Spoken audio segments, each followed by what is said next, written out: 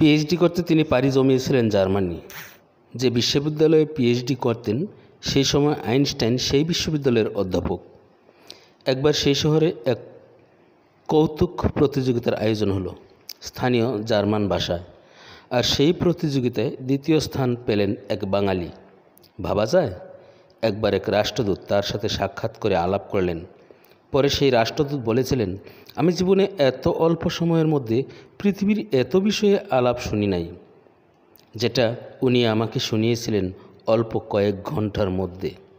17টি ভাষা ছিল তার দখলে। 17টি ভাষাতেই তিনি কথা থেকে শুরু করে লিখতে পর্যন্ত পারতেন। কবিগুরু গীত বিতান শেষ থেকে শুরু পর্যন্ত মুখস্থ। একবার এক অনুষ্ঠানে এক পুরোহিত সংস্কৃত ভাষায় গীতা সম্বন্ধে বক্তব্য রাখছিলেন। উনি ধরে ফেললেন কিছু জায়গায় ভুল বলেছেন এই পুরোহিত। দাঁড়িয়ে সমস্ত বক্তব্য মূল সংস্কৃত ভাষায় কি হবে তা মুখস্থ বলে গেলেন। উপস্থিত দর্শকরা হতবাক। তিনি আর কেউ নয়, তিনি সৈয়দ মুজতবা আলী। হরিচরণ বন্দ্যোপাধ্যায় বঙ্গীয় শব্দকোষ রচনা করেছিলেন। সেই হরিচরণ বন্দ্যোপাধ্যায় মারা যাবার পূর্বে বলেছিলেন, আমার অভিধান যদি কোনো সময় সংশোধন করার প্রয়োজন হয় তাহলে যেন সৈয়দ মুজতবা আলী সেটা করে।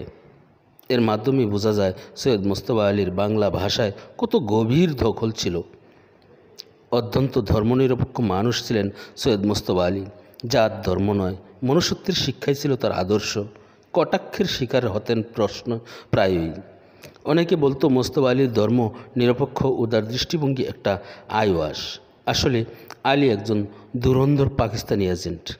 আক্ষেপ করে লেখক শঙ্করকে বলেছিলেন, একটা লোক থাকে যে সব জায়গায় ছন্দপতন ঘটায়। আমি বোধ হয় সেই রকম লোক।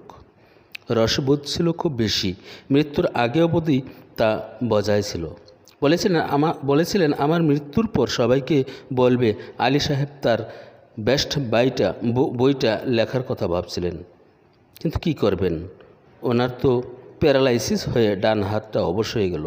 হাতটা ভালো থাকলে তিনি দেখিয়ে দিতেন সৈয়দ মুজতবা আলীর বেস্ট বই কাকে বলে।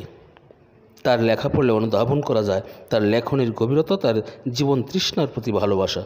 সৈয়দ মুজতবা আলীর মতো সাহিত্যিক বাংলা সাহিত্যে বিরল। কিংবদন্তি সাহিত্যিক সৈয়দ মুজতবা আলীকে অবিরাম শ্রদ্ধা। ভালো থাকবেন পরপারে।